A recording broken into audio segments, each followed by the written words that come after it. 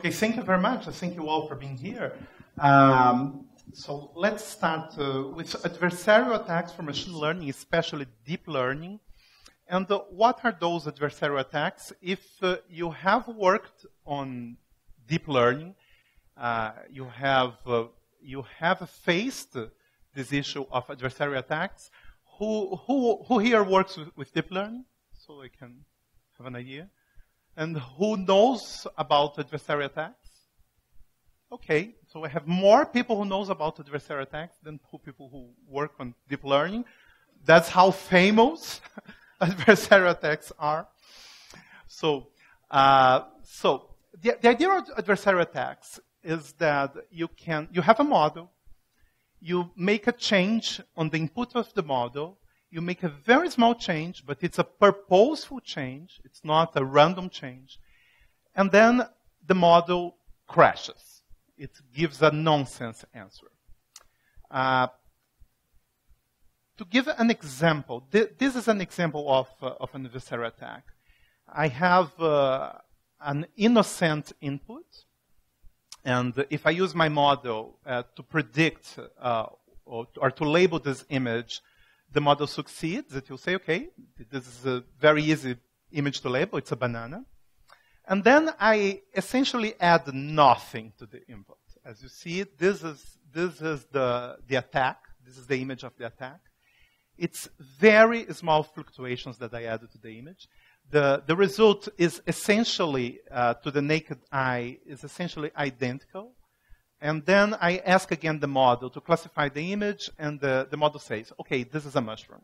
And not only this is a mushroom, but I'm very, very convinced that this is a mushroom. This is a mushroom with 99% probability. And when this phenomenon was first discovered and described in 2014, people were taken aback, and this was perceived as, okay, there is something wrong maybe with this family of models. This is something that we maybe will be able to correct. And what we have found in the past 4 years is that this is a very general phenomenon. So lots of models suffer from this. And not only deep learning models, but other types of machine learning models suffer from this as well. And it's very pervasive, it's very general, and it's essentially, up to this moment, impossible to correct. So it's a problem that we have with our models, and we don't know how to solve that. So that's it. The problem that the model thinks that this and this is the same thing. And to give a larger variety of examples, I have different classes from ImageNet. This is the ImageNet challenge. So different classes from ImageNet. This is different attacks. Some of them are more visible. Some of them are less visible. But the result is very difficult to differentiate from the naked eye. And in all 5 examples, the model says mushroom, mushroom, mushroom, mushroom, mushroom. And this is the classical attack. The classical attack, you want to add small fluctuations across the image to have to fool the human eye and mislabel. After this was found out, different types of attacks were created. There is a new line of research nowadays, which is to create real-world attacks. So things that you can, like labels, small things that you could capture in a camera, for example. In this case, it is idea to create adversarial stickers. So you could print some labels, and when capturing the image with a camera, you would have the results. For example, if I have this picture that I capture from my cell phone, my classifier would say, okay, correctly, okay, this is a banana. But if I print this adversarial label and paste that in my image and I capture again with my camera, it would say, okay, it's a toaster. And the idea here is, okay, it's not to fool by creating 2 imperceptible examples, but is to fool by changing just a small area of the image. This is another example of real-world adversarial attacks. So the idea here was to create adversarial graffiti. So this is an example that's particularly interesting because of the self-driving cars. So the case here is about self-driving cars. So the research was what kind of changes, what kind of seemingly innocent changes I could do on traffic signs that would mislead the models to not interpret the sign anymore. So doing this kind of intervention, I can render the sign invisible, for example, or I can make the model misinterpret the traffic sign. There are other real-world adversarial examples that are interesting. For example, this is a 3D adversarial model. So they took a 3D printer and they printed the 3D model, and then capturing images of the model, different images of the model at different poses. Almost all of them are misclassified, and misclassified as a particular class, so that it seems that the turtle is a rifle. So this is interesting, and this has implications because misclassifying the turtle as a rifle is not necessarily a problem, but misclassifying a rifle as a turtle might be a problem. So the idea is that, for example, using this kind of attack, someone could mislead a security system and carry, for example, a handgun or something like that without an automated security system raising any kind of alarm. There are other systems which are very impressive. There is a system that makes an adversarial attack changing a single pixel in the image. So the idea, for example, would be to take again the banana example, and instead of adding a small amount of noise on each pixel, would be to put any noise, any amount of noise I wanted, but on a single pixel. So the attack chooses a particular pixel in the image, and it changes that one pixel. And the attack, it doesn't succeed always, but it has a success ratio that is very impressive. Okay, let's talk about that taxonomy of attacks and that terminology I'm talking about. The first thing is that success rate. What I'm talking about when I say that, for example, changing a pixel has a good success rate, but not as good as changing the image everywhere. So this is something that we should know when we want to study adversarial attacks. To attack a particular image, what I do is that I pick that image, I create the attack, so I change that image in order to fool the model. And I will try to fool the model. I will pick one image, I will change it, I will add some amount of noise, preferably a small amount of noise, and I will see if the model is misled or not. And I will measure how many images I succeed or not. And there is this ratio, is how many images I succeed over all images I try.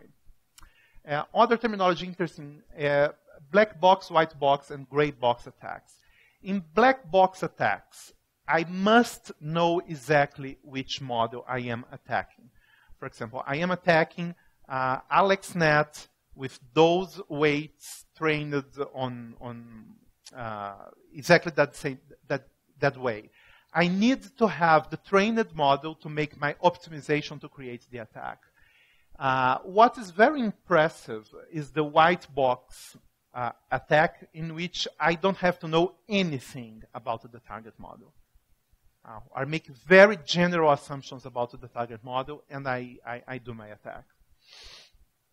And there is the intermediate gray box attacks, in which, for example, I may know the nature of the model. For example, I know that it's VGG16, but I don't have the exact weights, or I don't know in which date it was trained. Another thing that is interesting is how universal my attack is. The first way is my attack image specific, or is it, or can I add this attack to all images? This is very impressive. Some attacks are the same for several images. So I don't have to make the attack for each and every image. I create one type of attack, for example, the toaster sticker, and it will work for any kind of image. So attacks that work for any kind of input image are called universal attacks. Another way in which the attack can be more general is that some attacks are model-specific. They will work just for a given machine learning model. And other attacks are transferable. I can do the attack on a particular model, and it will work for other models. So those are the two ways in which the attacks can be more specific or more general. Let's take a little look on how the attack is done technically. I have to switch here to the other presentation. Okay. So let's look at I want to show you those technical details and all those ugly equations. This is not just to be technical for technicality's sake, but I think it's important to go a little bit on the math of the thing, to understand what an adversarial attack is and what it isn't, and to understand that it's not magical. So there is nothing magical happening here. So let's understand what they do. So those are generalities. So we understand that one layer of our neural network is this linear model. So I have this linear model with my nonlinear activation. This is one layer of my neural network. In general, a neural network will be several layers of that. So you'll have several layers of that. That will have that will compose my network. If I'm talking about deep networks, I will have potentially dozens or hundreds of those layers, and I will train this kind of network by establishing a loss function, and I'll train this using some gradient descent procedure, taking the derivative of this loss function. So this is just to remember the generalities of neural networks. Okay, so the idea of deep learning is that I won't have 2 layers, but I'll have n layers, normally dozens or hundreds. Okay. The idea of doing the adversary attack, when I do the adversary attack, what I'll try to do is, once the network is already trained, so this is the first very important point, I do the adversarial attack on trained models. So when I start the attack, I won't change the weights anymore. So I assume that the weights are fixed. That's the first point. And then what I do is that I will optimize the input. I will optimize the input to change the output. So the training procedure is an optimization procedure in which I change the weights. To minimize the loss. This is the training. The adversarial attacks is another optimization procedure in which the training is over. I'm not changing the weights anymore. And now I'm optimizing the input to change another loss. It's not this loss anymore. I'm changing another loss, which is my adversarial loss, in which this adversarial loss wants to mislead the model. Let's take a look at that. This is typically an optimization problem for adversarial attacks. So this is my network. This F is my entire network. If my network, I put some input on it, and I get I get my results. For example, if this is a classification network, the result is a vector of probabilities. Is a vector of probabilities for each of the classes I have. So what I do here is that I will add my adversarial attack.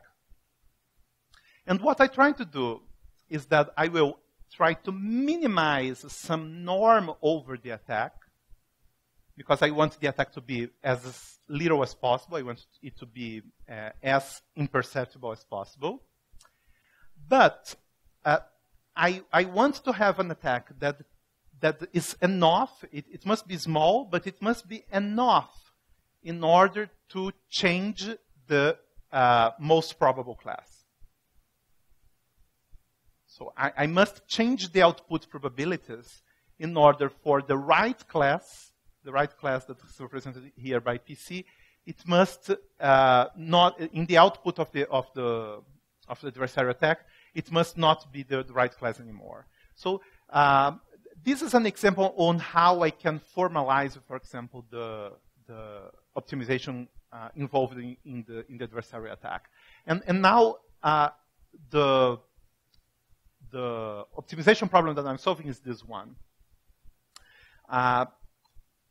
This is a hard optimization problem to solve.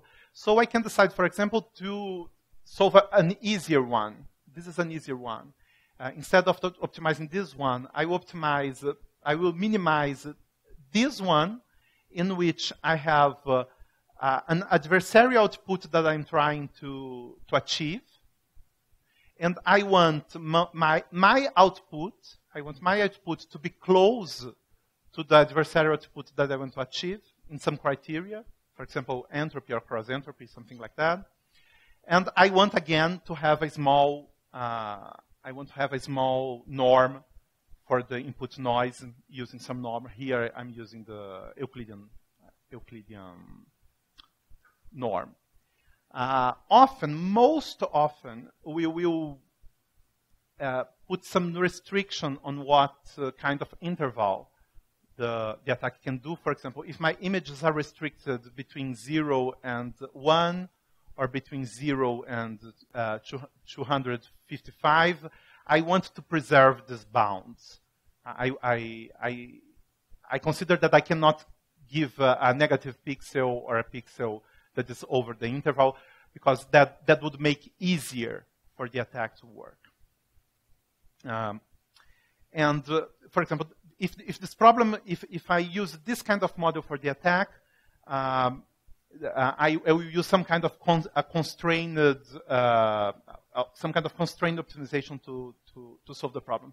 So this kind of formulation is very often used to create targeted adversarial attacks, in which what I want is to reach a particular class, or to make, for example, I want my target image to be misled as mushroom. I have a target class that I want to achieve. Another much cheaper way to create adversarial images is the fast gradient sign method, in which what I do is that I take the gradient of the output of the network in function of the input. So what I'm doing here is that I'm analyzing the derivative of the solution in function of the input. And the gradient will give me what is the direction of the major change. So it's the direction of the major fragility of the network. And then I just go in that direction. I take this gradient and I multiply this by some constant, and that's the attack. That's it. This one is not targeted because each image will go to a particular direction. I don't know where this will go. I just know that this is going very far away from where I am, but I don't know in which direction. But I move towards this direction, and I know that I'm moving away from the current solution. The advantage of this method is that it's really, really, really cheap, The other method is a constrained optimization. It's iterative. I must do several steps. There are convergence issues, etc. Here, it's just to take a gradient and multiply by a constant. So this is really fast. Okay.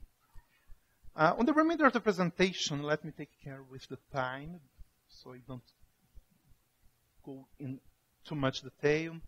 Do you want to present this? No, I'll skip this. Let's go directly to the other one. So far, I've been talking about attacking classifiers because the classical attacks the classical adversarial attacks on machine learning models are on classifiers. But recently, people are trying to attack other types of models. And one model that is very fun, to attack, are autoencoders. The idea of autoencoders, and I think I have a better figure here. Let me show you the motivation. Here, a very good motivation. So the idea of autoencoders is that I have a model, a machine learning model, that takes the input, encodes the input into some kind of reduced representation, and then reconstructs an approximation of that input, an approximation that is as faithful as possible. So I train those models to create reconstructions, to compress images and to recompress input and to reconstruct the inputs. And recently, one possible application, this has several applications, several types of applications. But one possible application that has been advanced for those kinds of models is data compression.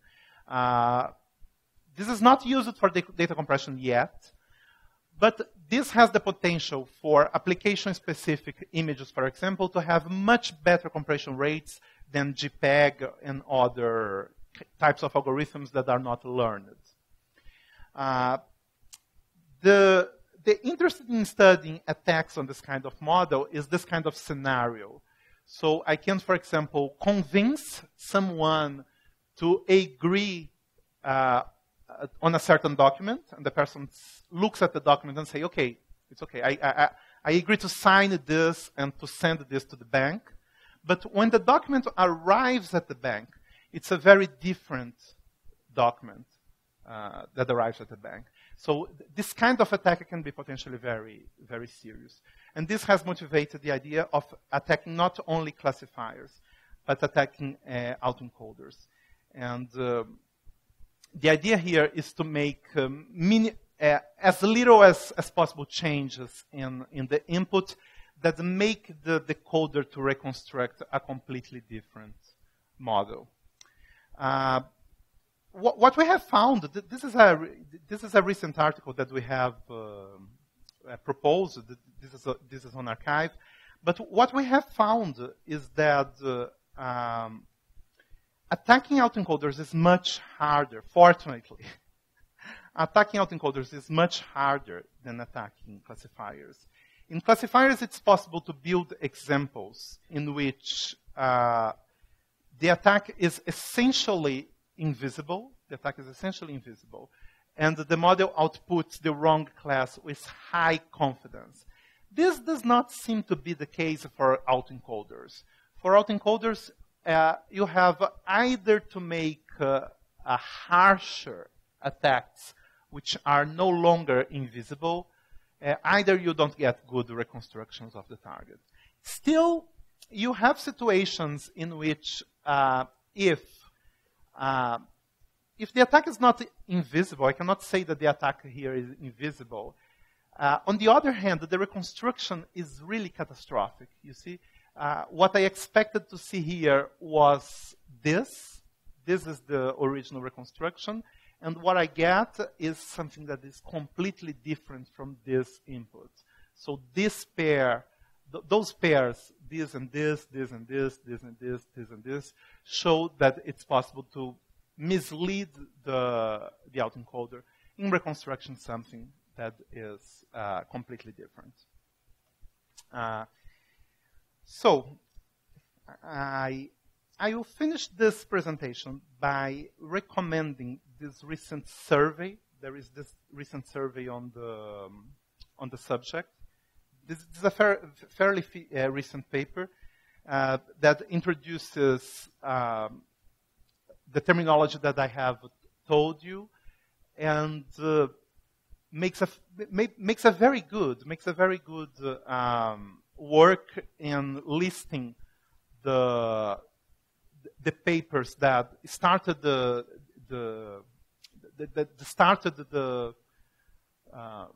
subject of adversarial attacks and classifiers, and then those novel attacks on models which are not classifiers, especially generative models. And it ends the survey by exploring possible defenses on adversarial attacks. The summary, in a nutshell, about defenses against adversarial attacks is that things are possible. Things are possible, for classifiers especially. It's possible to do things, but there is no reliable way to defend against adversarial attacks. Especially what we often see in research is that, okay, there is this model that is susceptible to adversarial attacks. Someone creates a defense that is useful. So I create defense D that is useful. And then someone discovers that there is a new attack on the model plus D that renders D completely useless. So the defense is useful as long as the attack doesn't take the defense into consideration. So this is the reality of the state of the art on the defense against adversarial attacks. Because those models, those machine learning models, are becoming more and more important for several security-sensitive tasks, like, for example, surveillance, self-driving cars, etc., etc. Of course, adversarial attacks is a subject that is more and more studied. So this is a research theme that I don't expect is going away soon. So if you're looking for some juicy research topic that you want to attack, adversarial attacks is a very good one. So thank you very much. And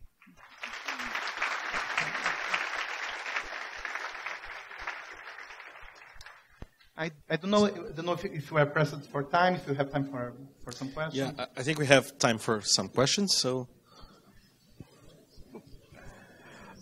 hi, Eduardo. It's down here. What about subtracting noise? Is it possible? Are there any kind of attempts, specifically for the latent parts of the autoencoders? Is it possible to subtract noise in a pattern where you also have an adversarial attack? Let me understand. You want to have a denoising model and then to attack your denoising model, or you want to subtract model to use it as a defense? No. The first one. I'd say that because denoising models have this are often this U-type autoencoder thing, I'd say they will be less susceptible than classification models because they are complex models like autoencoders. So they will be as resistant as autoencoders are, but they will not be completely resistant. I would say that they will be as susceptible, but no more susceptible than autoencoders. That would be my guess. Hi.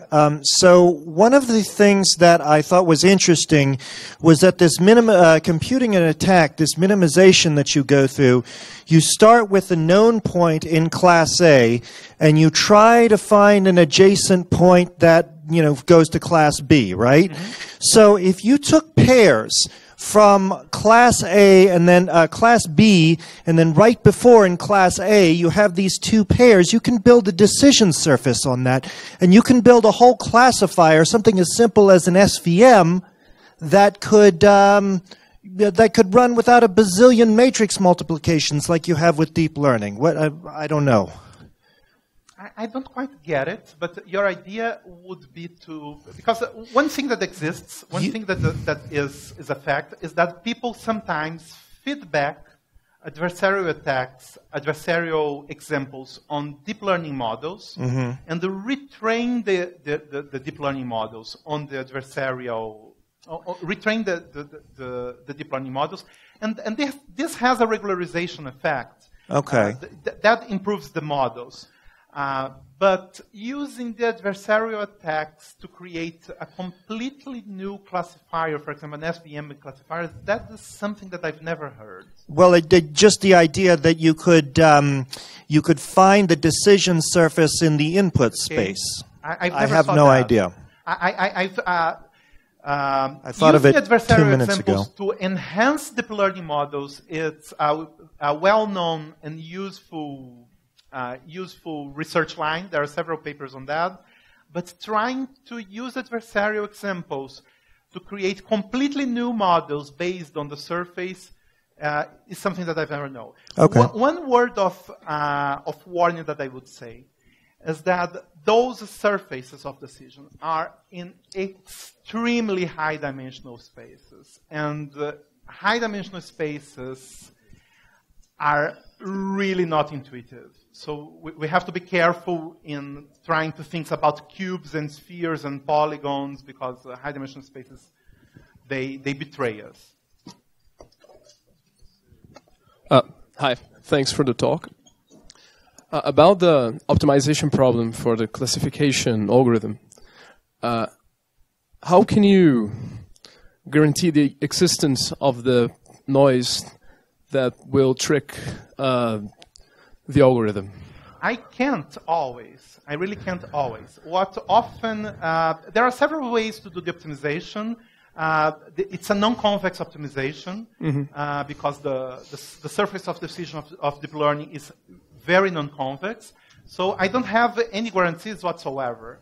And people take different approaches. One approach that is very common to do is to limit the maximum norm that I can use, or to use a regularization constant. Yes, yes. And then what I do, for example, often is that I do binary search on the norm or the regularization constant, and I try several optimization cycles. And for example, let's see to be equal to 1. Did that work? Okay, no. Then let it equal to be 2, no. 4, no. 8, yes. What about 6? No. What about 7? Yes. Okay, let's keep it equal to 7. So I don't have guarantees. Because I was thinking, if you could find, assumptions that would guarantee that it would exist or not, you could discover a way to make immune the algorithm. So it would prevent the existence of the argument to exist. I don't know. I don't quite follow, but I think in general, if I had a better understanding of how the surface of decision of deep learning works, for example, if I had a better analytical description of how the surface works, I could do lots of things. But one of the theoretical problems that we have currently with those models is that their mathematical behavior is fairly poorly understood. It's not knowledge zero. I know some things, but I have modest understanding on how this math behaves.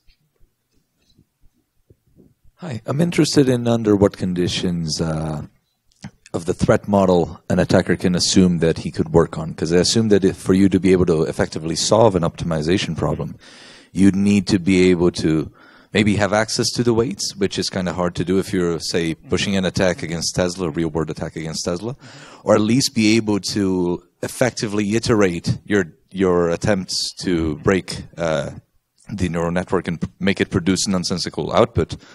You need at least a way to either fastly iterate over it or have some access to privileged information. So I'm interested in what constraints could an attacker assume to have in the real-world situation? So the optimization problem that I showed you is the white box optimization. So I have the model, I have the function, I have the weights, I have everything. This is the white box model, and this is the one where the fooling rate is the highest. I have a great fooling rate with this kind of model. But what people found, and this was very early discovery, is that I can do the white box on a model, and then I can take this example and use it in another completely different model. And then, of course, I will have a smaller fooling rate, but I will not have zero fooling rate. And the fooling rate can be surprisingly high. That has led people to try to make other types of attacks that are black box attacks and gray box attacks.